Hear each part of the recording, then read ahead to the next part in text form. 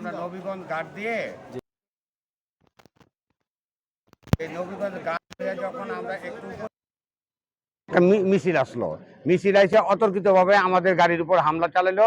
আমরা বললো যে ওদের দর করে বইলা আমরা যে অটোতে ছিলাম সেই অটোতে আমি, আমাদের সদস্য সচিব আবু আলী সুপান, টিপু সহ আরো যারা যারা ছিল আমাদের গাড়িতে তারা অ্যাটাক করলো। এখানে হলো আমি, মাসুদ রানা, আবু আলী সুবকান, টিপু, তারপরে হলো মুন্না এবং মাসুম সহ আমরা এই গাড়ির ভিতরে ছিলাম। প্রথমে এই গাড়িতে, আমাদের গাড়িতে প্রথমে অ্যাটাক করলো যে ওদের ডর, ওরা যাতে এখানে বাইচে যেতে না পারে, হত্যার উদ্দেশ্যে আমাদের গাড়ির ভিতরে অতর্কিতভাবে হামলা করে।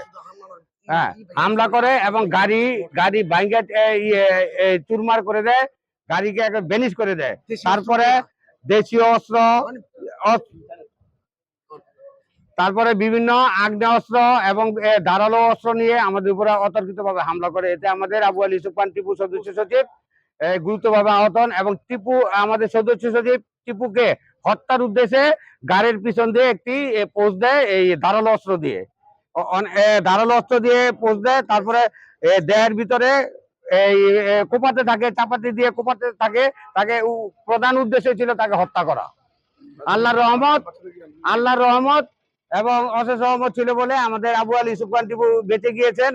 বাঁচাতে গিয়ে আমি নিজে আহত হয়েছি, মুন্না আহত হয়েছে, তারপরে এই আরো দুজন আহত হয়েছে।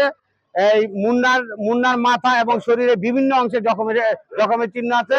এটা আপনারা এই সচক্ষে দেখলে বাস্তব অবস্থাটা বুঝতে পারবেন তারা কি ধরনের আক্রমণ করেছিল হত্যার উদ্দেশ্যে।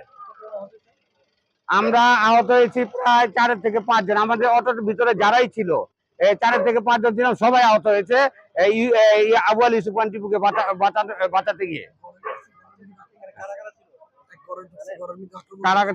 কারা ছিল একজনের নাম শুনলাম সৌরভ, আরো সৌরভ বাহিনী সহ ওই রাজীব এদের কাউসার ভাই ওইখানে বললো যে আমরা মুকুল এবং কাউসার বাহিনীর লোক, এই ধরনের একটা কথা আমি বলতে শুনেছি।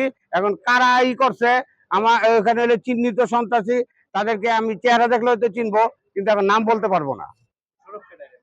সৌরভ ওইখানকারই বন্দরেরই, কারো কোনো পদ পদবি নেই। আমার মনে হয় পদ পদবি থাকলে, আমরা যেহেতু মূলধারা রাজনীতি করি, পদ পদবি থাকলে অবশ্যই আমরা চিনতাম। এখানে পরিচিত কেউ নেই, পদ পদবি দাঁড়িয়ে কোনো নেতাকর্মী এখানে ছিল না। এখানে ডাইরেক্ট সন্ত্রাসী তারা বিএনপির বহিষ্কৃত গ্রুপের সন্ত্রাসী বাহিনী। এক কথা, যদি সন্ত্রাসী বাহিনী না হতো তাহলে কিন্তু এরকম অতর্কিত আক্রমণ করতো না হত্যার উদ্দেশ্যে। তাদের মূল টার্গেট ছিল আমাদেরকে হত্যা করা, এই আবু আলী সুবহান, টিপুকে হত্যা করা। এবং হত্যার উদ্দেশ্যে তারা গাড়ির পিছনে ধারালো অস্ত্র দিয়ে পোস্ট দিয়েছে। এটা হলো নবীগঞ্জ ঘাটের এই কমিউনিটি সেন্টারের সামনে, নবীগঞ্জের ঘাটের ওই পারে এই কমিউনিটি সেন্টারের সামনে কামালউদ্দিন মোড়। ইয়েস, ওই জায়গাটা নাই, কিন্তু ওই কমিউনিটি সেন্টারটা আমার খেয়াল আছে স্পষ্ট।